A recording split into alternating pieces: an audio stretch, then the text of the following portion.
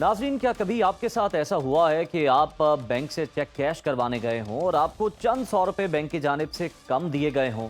तो ऐसा क्यों होता है, ये हम आपको आज की वीडियो में बताएंगे। आप देख रहे हैं सुनो न्यूज़ और मैं हूं उज़ैर मलिक। हमारे मोहल्लेदार लाला मर्दान एक ट्रांसपोर्टर हैं। उनके कई डंपर दूसरे शहरों से तामीराती मटेरियल लाहौर मुंतकिल करते हैं। लाला का सारा कारोबार उंगलियों के रजिस्टर्ड और दिमाग की स्क्रीन पर चलता है। उन्हें अपनी याददाश्त पर भरोसा है। नकद में बात करते हैं और उधार देने से तो कोसों दूर भागते हैं। इसलिए उन्हें कभी खाता रजिस्टर रखने की जरूरत ही नहीं पड़ी। सुबह से शाम तक नकद पर 2 जमा 2 4 करते हैं और रोज के रोज की अपनी बचत को बैंक अकाउंट में जमा करा देते हैं। सुबह जब मुझे मिले तो परेशान नजर आए। दरियाफ्त करने पर पता चला कि आज जब वो 50,000 का चेक कैश कराने बैंक गए तो अमले ने उन्हें 100 रुपए कम दिए। लाला का कहना था कि पहले 50,000 के चेक पर 300 रुपए कटौती होती थी, लेकिन आज 400 रुपए काट लिए गए। वो बेचारे ये जानना चाह रहे थे कि उन्हें 50,000 का चेक कैश कराने पर इस बार 300 की बजाय 400 रुपए कम क्यों मिले।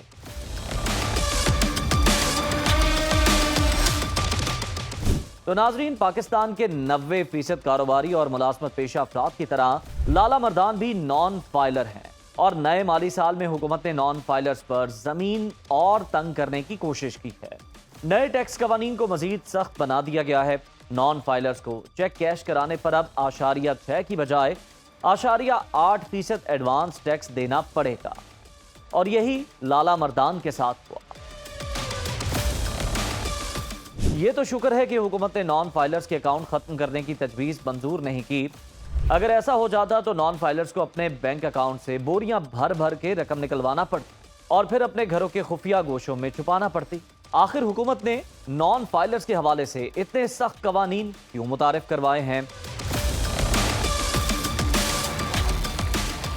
फाइलर और नॉन फाइलर्स होते कौन और क्या वो लोग जो फाइलर्स नहीं होते वो टैक्स चोर होते हैं और क्या उनसे हमें चोरों जैसा मामला करना चाहिए या छोड़ देना चाहिए? तो आइए मिलकर अपने सवालों के जवाब ढूंढते हैं। सबसे पहले बात कर लेते हैं फाइलर्स की। ये ऐसे अफराद को कहा जाता है जिन्होंने मुकर्ररा तारीख तक अपने जिम्मे वाजिबुल अदा टैक्स जमा करवा दिया हो और उसके बाद टैक्स गोशवारे या टैक्स रिटर्न्स भी जमा करा दी हो। दूसरी जानिब नॉन फाइलर्स ऐसे अफराद को कहते हैं जिन्हें रिटर्न्स जमा करवाने की जरूरत तो होती है, मगर वो वक्ती तौर पर इजाफी टैक्स देकर दस्तावेजी या रिकॉर्ड की हामिल मैशत से बाहर रहते हैं और अपने टैक्स गोशवारे हुकूमत के पास जमा नहीं करवाते। जैसे हमारे मोहल्लेदार लाला मर्दान को बैंक से 50,000 रुपए निकलवाने पर 400 रुपए एडवांस टैक्स की मद में देना पड़ा और अगर वो फाइलर होते तो कोई कटौती ना होती और पूरे 50,000 रुपए उन्हें मिलते हैं। मर्दान खान की बात सिर्फ बैंक ट्रांजैक्शन की मद में 8.8% टैक्स कटौती पर ही खत्म नहीं हुई, उन्हें और भी गम लाहक हैं। मई में उन्होंने 2.5 करोड़ की प्रॉपर्टी फरोख्त की। मुकम्मल रकम की अदायगी अगस्त में तय है। कल उनके प्रॉपर्टी डीलर ने उन्हें बताया कि आप नॉन फाइलर हैं, इसलिए 7.5% विद होल्डिंग टैक्स देना पड़ेगा। जब मर्दान खान ने 7.5% का हिसाब किताब किया तो उनके अंदाजे से काफी ज्यादा रकम बनी, जिस पर वो खासे परेशान नजर आए। लेकिन मर्दान खान ये नहीं जानते कि 10 जून 2025 को पेश की जाने वाली बजट तजावीज में वजीर खजाना ने नॉन फाइलर्स के जायदाद, गाड़ी खरीदने, कारोबार करने और बैरून मुल्क सफर पर पाबंदी की तजवीज दी, जिसे कौमी असम्बली की कायमा कमेटी ने सख्त शराइत और एडवांस टैक्स की गैर मामूली शरह में बदल दिया था।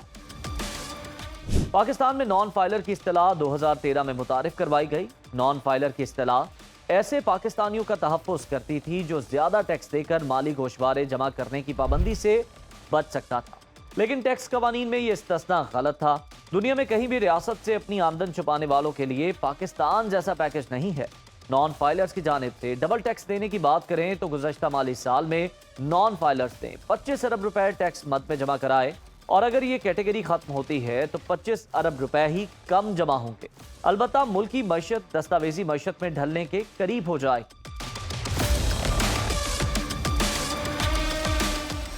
गुज़श्ता साल की तीसरी तिमाही में हुकूमत ने नॉन फाइलर्स की कैटेगरी को खत्म करने का फैसला किया और कहा कि अब सिर्फ 2 कैटेगरी होंगी, एक टैक्स देने वालों की और दूसरी ना देने वालों की। बजट तजावीज़ 2025-26 में नॉन फाइलर्स के लिए बैंक अकाउंट, जायदाद, गाड़ी खरीदारी, कारोबार और बैरून मुल्क सफर पर पाबंदी की तजावीज़ थी।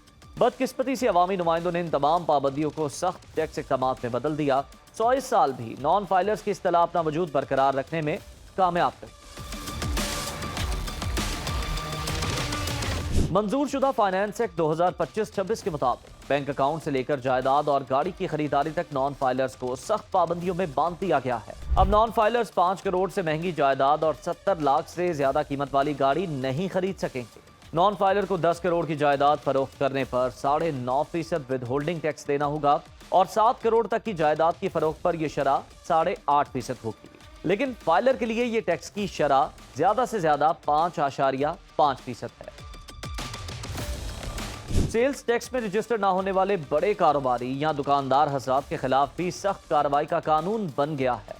हुकूमत सेल्स टैक्स के गैर रजिस्टर्ड अफराद का कारोबार सील या फिर प्रॉपर्टी को ही जब्त कर सकती है। बजट 2025-26 में नॉन फाइलर्स के सेविंग और करंट अकाउंट्स खोलने पर भी पाबंदी आयद होगी। नॉन फाइलर सिर्फ एक सादा सा अकाउंट खोल सकेंगे जिससे महदूद ट्रांजैक्शंस ही मुमकिन हों। रियासत से अपनी आमदनी छुपाना, टैक्स कोशवारों में मुकम्मल मालूमात ना देना आम है, लेकिन ऐसा इसलिए नहीं है कि लोग बेईमान हैं, बल्कि ये प्रैक्टिस इसलिए है कि अक्सर और बेशतर लोगों को हुकूमतों और टैक्स जमा करने वाले इदारों पर ही एतमाद नहीं होता। नॉन फाइलर की इस्तिलाह के खात्मे से पहले हुकूमत और इदारों को अवाम में फैली बदएतमादी को खत्म करना होगा, तभी ये मसला हल हो पाए।